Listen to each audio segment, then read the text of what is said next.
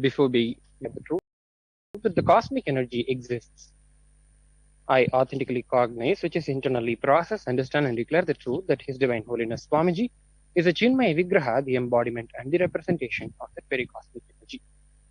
I authentically cognize, which is internally process, understand, and declare the truth that whatever I offer to His Divine Holiness Swamiji during the Pratiksha Paduka Puja will reach the cosmic source of energy directly. I authentically cognize, which is internally process, understand, and declare the truth of Sohamasmi, that even when I worship, I am Him. Let us now enter into the Pratiksha Paduka Puja. Please take some flowers in your hands and keep your hands in the Namaskara Mudra in front of your heart as we enter into the Guru Vandanam.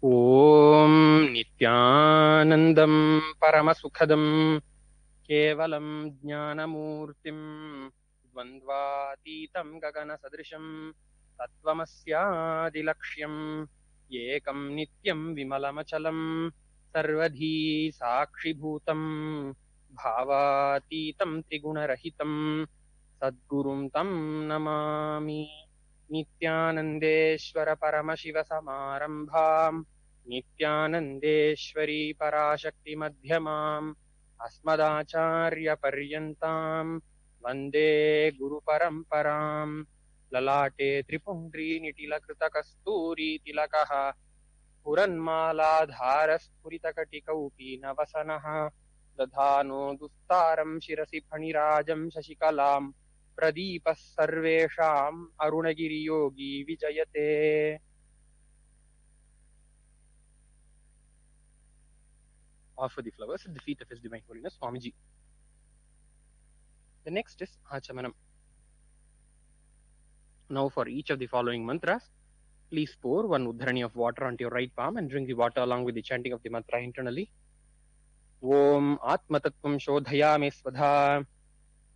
Om Vidyatattvam Shodhayami Svadha.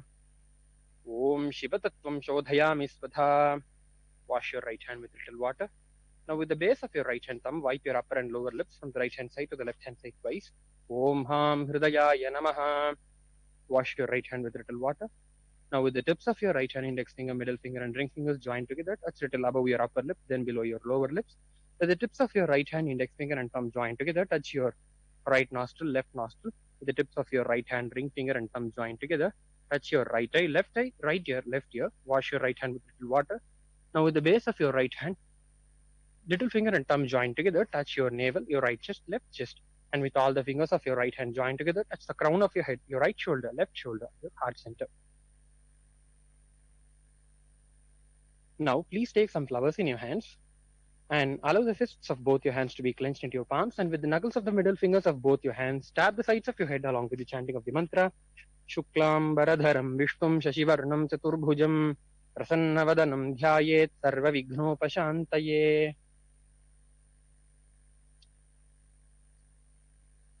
The next is Pranayama. Now, as the Samhita mantras are being chanted, closing the right nostril, inhale slowly through the left nostril. Once you have inhaled fully, close both the nostrils and hold the breath inside as long as possible. Once you can no more hold, exhale through the right nostril alone very slowly.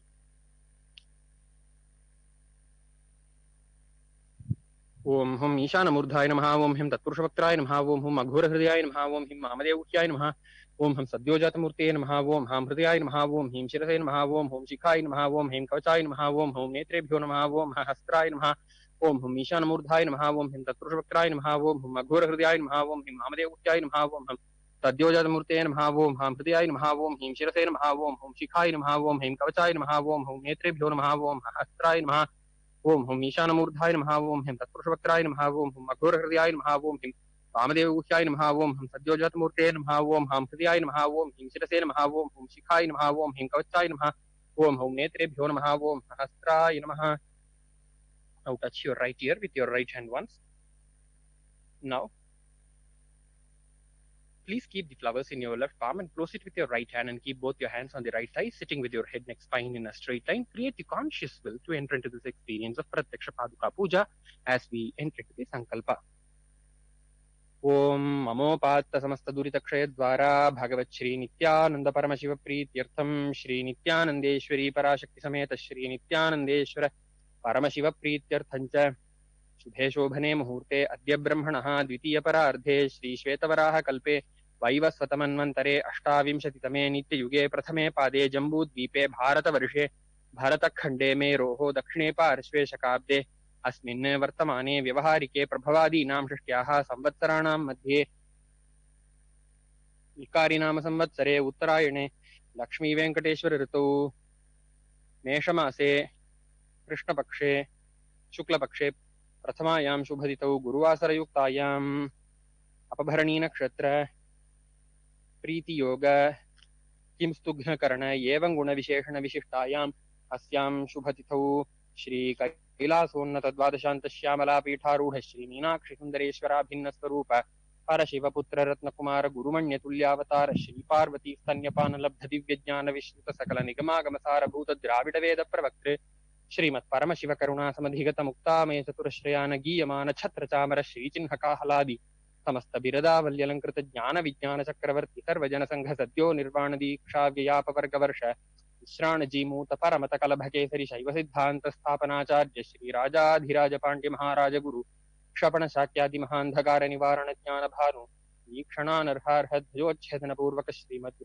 स्थापक शैव समय कर्तृ सर्वज्ञ पीठारूढ़ श्री जगद्गुरु श्री ज्ञान संबंध देशिक स्वामी वागीश सुंदर माणिक्य वाचक स्वामी नाम अवतार भूत श्री ज्ञान संबंध स्वामी पुनर्भृत श्यामला पीठ सर्वज्ञ पीठ त्रिनवत्युत्तर द्विशततम गुरु महासन्निधान अरुणगिरि योगीश्वर परंपरागत अरुणाचल सर्वज्ञ पीठ गुरु महासन्निधान कैलास परंपरागत कांची कैलास सर्वज्ञ पीठ त्रयस्त्रिंशदुत्तर द्विशततम गुरु महासन्निधान नित्योत्सव नित्य मंगल नित्य कल्याण नित्यरजित कैलास परंपरागत आदि कैलास नित्यानंद पीठ महासंस्थान महासिंहासन पीठ कर्त्रे साक्षात् श्री परमशिव समुद्भूत कैलास परंपरागत वैवस्वत मनु इक्ष्वाकु हरिश्चंद्र भगीरथ श्रीरामचंद्र शूरसेनेत्याद्यनवच्छिन्न सार्वभौम चक्रवर्ती परंपरागत चतुष्षष्टि योगिनी मंडित चतुष्षष्टि संप्रदाय प्रवर्तक मनुधर्म शासन सूर्यवंश प्राप्त सर्वज्ञ पीठ सुरांगी साम्राज्य मूर्धाभिषिक्त चूड़ामणि साक्षात् श्री परमशिव समुद्भूत कपिल महागुरु पुनरुद्धृत महानिर्वाणी पीठ अष्टोत्तर सहस्र श्री महामंडलेश्वर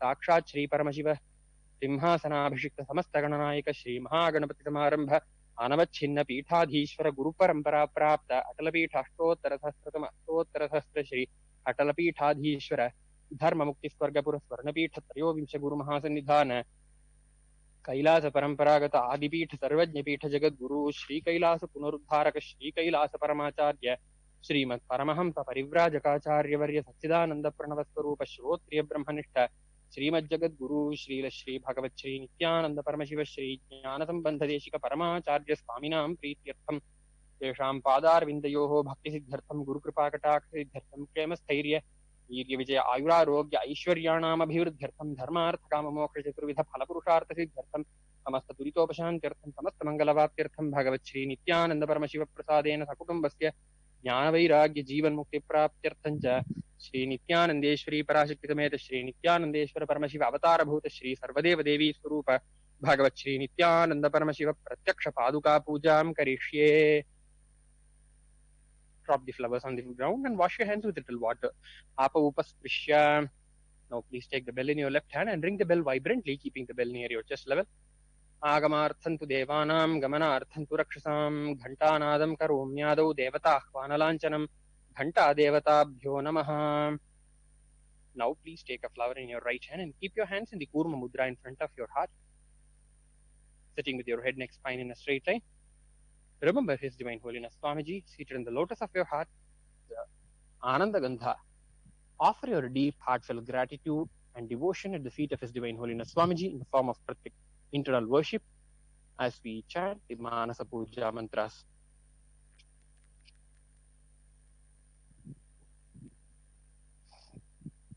Om Hritpadmamasanam Dadyat सहस्रारच्युतामृतैः पाद्यं चरणयोर्दद्यात् मनस्तु अर्घ्यं निवेदयेत् तेन अमृतेन आचमनीयं स्नानीयं तेन च स्मृतम् आकाशतत्त्वं वस्त्रं स्यात् गन्धस्याद्गन्धतत्त्वकम् चित्तं प्रकल्पयेत् पुष्पं धूपं प्राणान् प्रकल्पयेत् तेजस्तत्त्वं च दीपार्थं नैवेद्यं स्यात् सुधां बुधिः अनाहतध्वनिर्घण्टा वायुतत्त्वं च चामरम् सहस्रारं भवेच्छत्रम् शब्दतत्त्वं च गीतकम् नृत्यमिन्द्रियकर्माणि चाञ्चल्यं मनसस्तथा सुमेखलां पद्ममालां पुष्पं नानाविधं तथा अमायाद्यैर्भावपुष्पैः अर्चयेद्भावगोचरम् अमायम् अनहङ्कारम् अरागम् अमदं तथा अमोहकम् अदम्भम् च अद्वेषाक्षोभकौ तथा अमात्सर्यम् अलोभम् च दशपुष्पम् विदुर्बुधाः अहिंसा परमम् पुष्पम् पुष्पमिन्द्रियनिग्रहः दया पुष्पम् क्षमा पुष्पम् ज्ञानपुष्पम् च पञ्चमम् हि पञ्चदशैर्भावपुष्पैः सम्पूजयेत् भगवन्तं श्रीनित्यानन्दपरमशिवम्. Offer the flowers at the feet of His Divine Holiness Swamiji. Will now enter into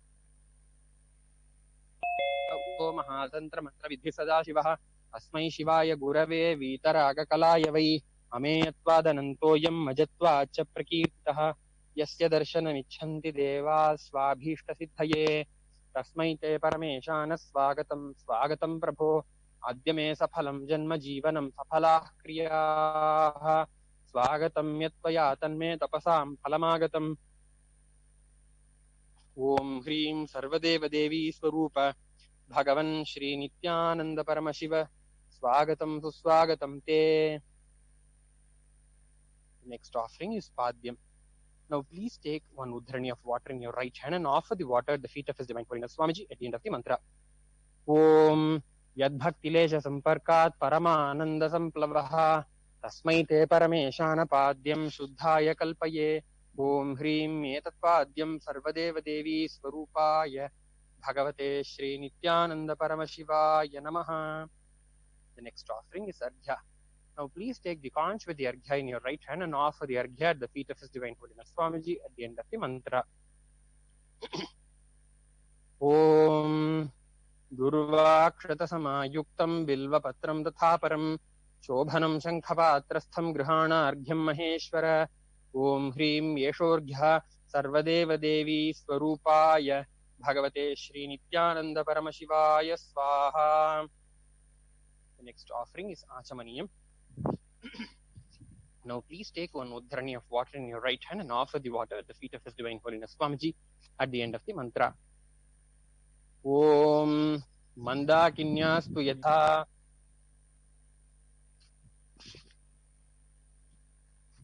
The next offering is Gandhatailam. Now please take one the scented oil in your right hand and offer it at the feet of His Divine Holiness Swamiji at the end of the mantra. Om Sneham Grihana Snehena Lokanam Hitakaraka Sarvalokeshu Shuddhastvam Dadami Snehamuttamam. Om Hrim Idam Gandhatailam Sarvadeva Devi Swarupaya Bhagavate Shri Nityananda Paramashivaya Nivedayami. The next offering is Naniyam. Now please take one udhrani of water in your right hand and offer the water at the feet of His Divine Holiness Swamiji at the end of the mantra, and please ring the bell with your left hand while doing so. Om Idam Sushitalam Vari Swachham Shuddham Manoharam Snanartham Te Maya Bhaktya Kalpitam Pratigrihyatam. Om Hrim Idam Snaniyodakam Sarvadeva Devi Swarupaya Bhagavate Shri Nityananda Paramashivaya Namaha. The next offering is Vastram. Now please take the cloth offering in your right hand and offer it at the feet of His Divine Holiness Swamiji at the end of the mantra. Om Maya Chitrapatachanna Nijaguhyoru Tejase Niravarana Vijnaya Vasaste Kalpayamyaham. Om Hrim Idam Vastrottariyam Sarvadeva Devi Swarupaya Bhagavate Shri Nityananda Paramashivaya Nivedayami. The next offering is Abharanam. Now please take the jewelry in your right hand and offer it at the feet of His Divine Holiness Swamiji at the end of the mantra. ॐ स्वभावसुन्दराङ्गाय नानाशक्त्याश्रयायते सुवर्णं भूषणं तुभ्यं कल्पयामि प्रसीद मे।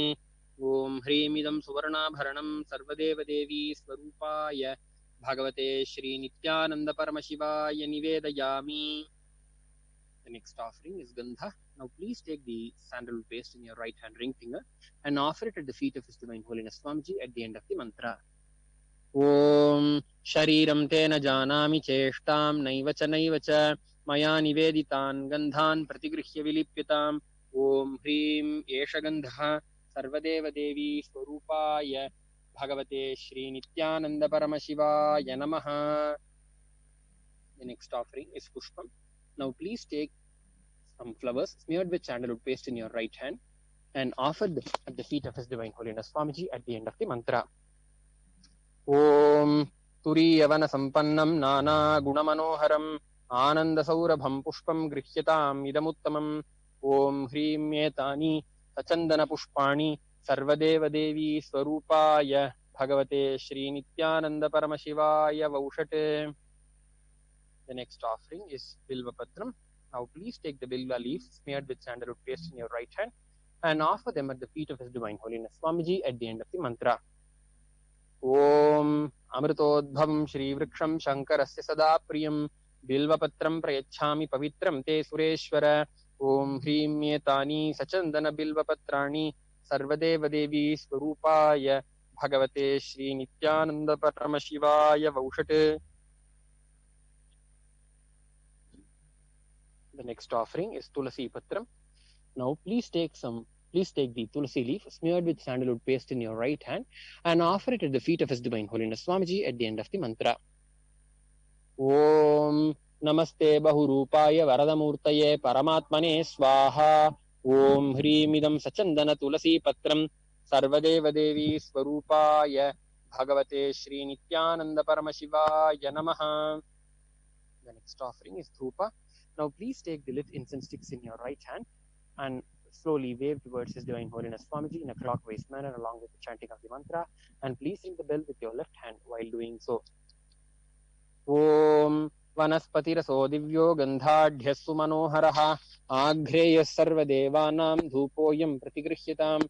Om Hrim Yesha Dhupaha Sarvadeva Devi Swarupaya Bhagavate Shri Nityananda Paramashivaya Namaha. The next offering is Deepa. Now please take the lit lamp in your right hand and offer it at the feet of His Divine Holiness Swamiji at the end of the mantra, and please ring the bell with your left hand while doing so. Om Suprakasho Mahadipah Sarvatastimiراपहः Sabāhyābhyantara-jyotir-dīpoyam Pratigrihyatam. Om Hrim Yesha-dīpah Sarvadeva-devi Swarupāya Bhagavate Shri Nityananda Paramashivaya Namaha. The next offering is Naivedyam. Now please take the food offering in your right hand and offer it and slowly offer it at the feet of His Divine Holiness Swamiji at the end of the mantra. Om Naivedyam Vividham Deva Sharkaradi Vinirmitam Maya Niveditam Bhaktya Grihana Parameshwara. Om Hrim Idam Sopakarana Naivedyam Sarvadeva Devi Swarupaya Bhagavate Shri Nityananda Paramashivaya Nivedayami. The next offering is Paniyam. Now please take one Uddharani of water in your right hand and offer it at the feet of His Divine Holiness Swamiji at the end of the mantra. Om Samastadeva Devesha Sarvatraptikaram Param Akhandananda Sampurnam Grihana Jalamuttamam. Om Hrim Idam Panarthodakam Sarvadeva Devi Swarupaya Bhagavate Shri Nityananda Paramashivaya Namaha. The next offering is Punarachamani. Now please take one Uddharani of water in your right hand and offer the water at the feet of His Divine Holiness Swamiji at the end of the mantra. Om Uchishtamapya Shuchirva Yasya Smaranamatratah Shuddhimapnoti Tasmaite Punarachamaniyakam. Om Hrim Idam Punarachamaniyodakam Sarvadeva Devi Swarupaya Bhagavate Shri Nityananda Paramashivaya Swaha. The next offering is Aratrikam. Now please take the lit arati in your right hand and slowly wave towards His Divine Holiness Swamiji in a clockwise manner along with the chanting of the mantra, and please ring the bell with your left. ॐ ह्रीं एषा दीपमाला सर्वदेवदेवी स्वरूपा ॐ राजाधिराजाय प्रसह्य साहिने नमो वयं वै श्रवणाय कुर्महे समे कामान् कामकामाय मह्यं कामेश्वरो वै श्रवणो ददातु वेराय वै श्रवणाय महाराजाय नमः कर्पूरगौरं करुणावतारं भुजगेन्द्रहारं सदा वसन्तं हृदयारविन्दे भवं भवानी सहितं नमामि भवं भवानी भवं भवानी सहितं नमामि आराधितं समर्पयामि स्वामी जय जय नित्यानंद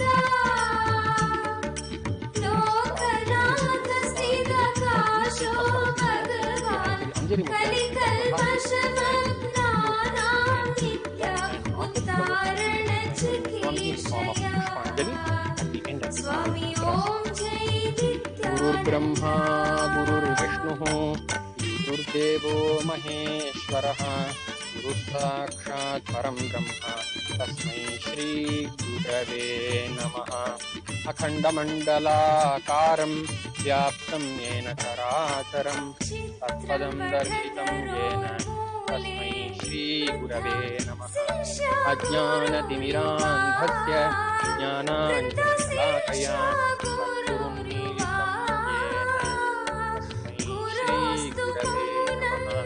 अनेकजन्म सम्प्राप्त कर्मबन्धविदाहिने आत्मज्ञानप्रदानेन तस्मै श्रीगुरवे नमः मन्नाथ श्रीजगन्नाथो मद्गुरुः श्रीजगद्गुरुः परमात्मा सर्वभूतात्मा तस्मै श्रीगुरवे नमः ईश्वरो गुरुरात्मेति मूर्तिभेदविभागिने व्योमवत्याप्तदेहाय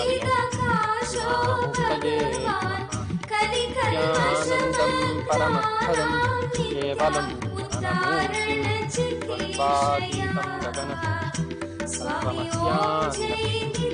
एकं नित्यं विमलमचलं सर्वधी साक्षिभूतं भावातीतं त्रिगुणरक्षं सद्गुरुं तं नमामि पुष्पाञ्जलिं समर्पयामि भगवत्यै नित्यानन्द परमशिव चरणकमलेभ्यो नमः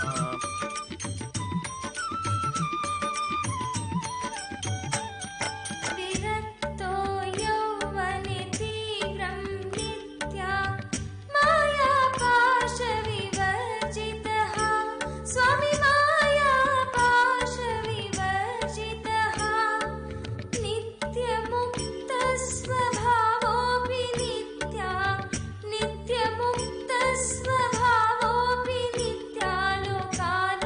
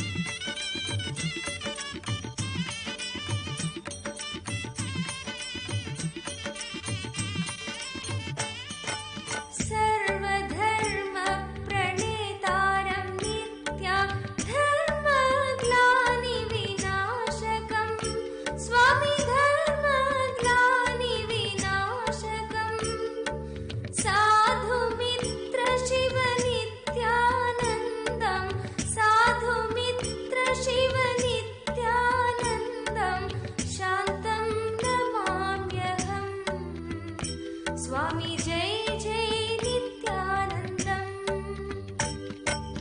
ॐ जय नित्यानन्द स्वामी जय जय नित्यानन्द लोकनाथ स्थिराकाश भगवान् कलिकल्मषमग्नानां नित्या उत्तारण चिकीर्षया स्वामी ॐ जय नित्यानन्द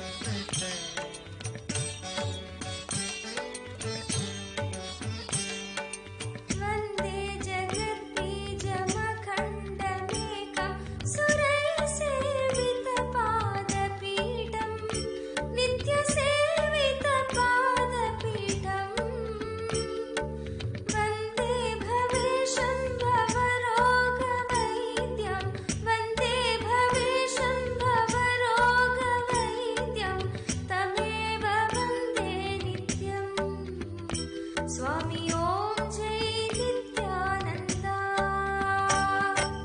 ॐ जय नित्यानन्दा स्वामी जय जय नित्यानन्दा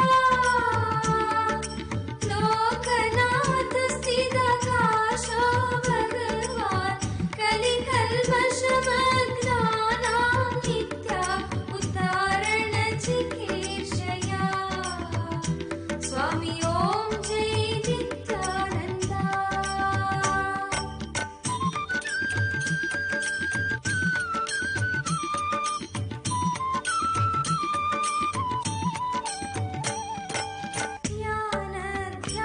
ज्ञानध्यानतृप्ताय नित्या ज्ञानध्यानदायिने नित्य ज्ञानध्यानदायिने आत्मसंस्थाय सत्ताय नित्या आत्मसंस्थाय सत्ताय नित्या शरणगुणशालिने स्वामी ॐ जय नित्यानन्दा